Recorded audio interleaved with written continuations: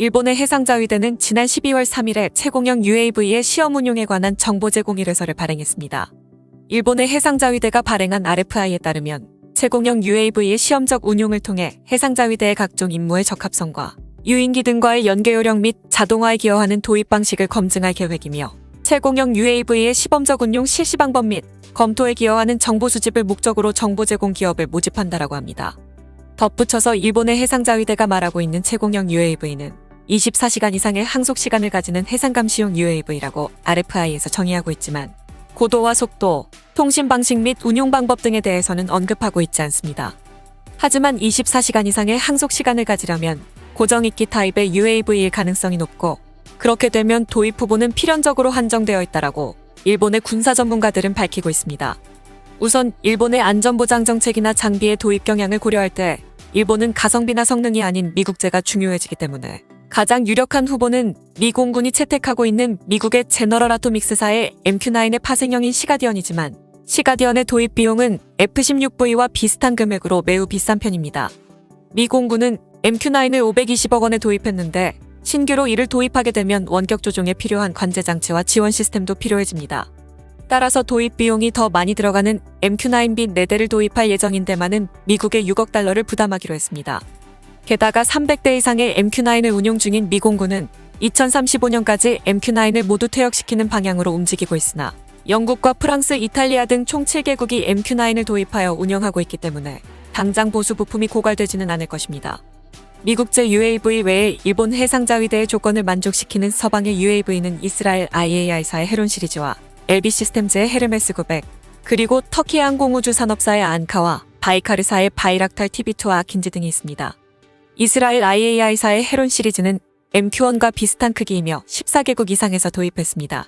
헤론 시리즈는 비무장 헤론 MK1과 헤론 MK2, 이스라엘 공군이 채용한 헤론 TP 등 다양한 종류가 있습니다. 헤론 시리즈는 고객의 요청에 따라 추가 기능의 통합이 가능하며 한 대당 도입 비용은 4,600만 달러 정도로 추정되고 있습니다.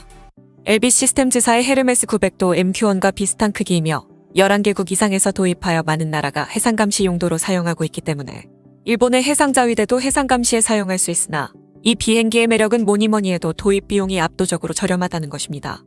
최근 헤르메스 900을 도입한 싱가포르의 경우 헤르메스 900 12대와 관제장치를 포함한 관련 비용 및 수년치 유지보수 패키지를 포함한 비용이 약 3억 달러였던 것으로 보도되고 있어 대당 도입 비용이 2,500만 달러에 이르는 MQ-9과 비교하면 두 기의 도입 비용 차이는 확연합니다.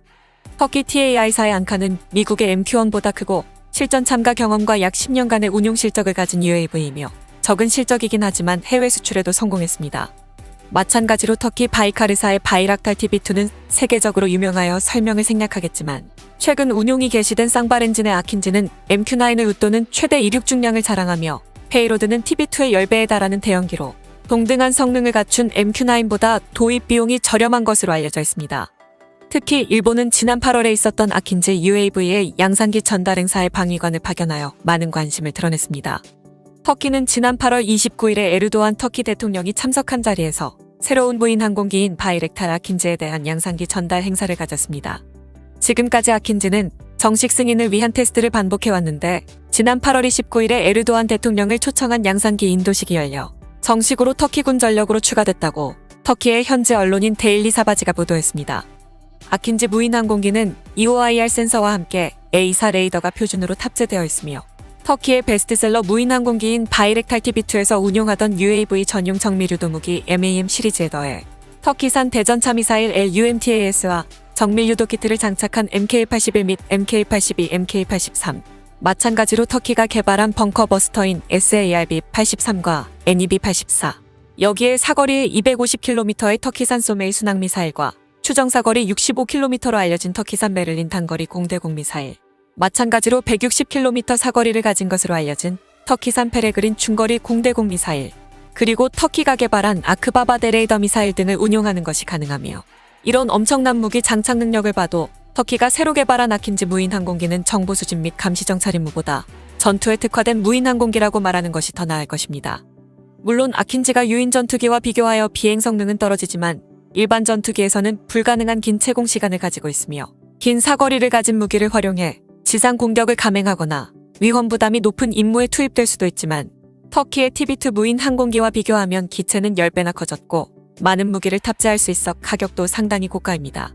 다만 동등한 성능을 갖춘 미국의 MQ-9 무인 항공기와 비교하면 아킨즈의 도입 비용이 저렴하다는 주장도 있기 때문에 5천만 달러 이하 정도로 예상되고 있습니다. 참고로 해외 언론에서는 아킨즈의 도입 비용으로 2천만 달러에서 3천만 달러를 예상하는 보도도 있었습니다. 미국 MQ-9의 도입 비용은 4,940만 달러 정도이며 이 비용은 미 공군이 2021년에 16대를 발주했을 때의 기체 단가이며 지상관제 장치 등은 포함되지 않았습니다.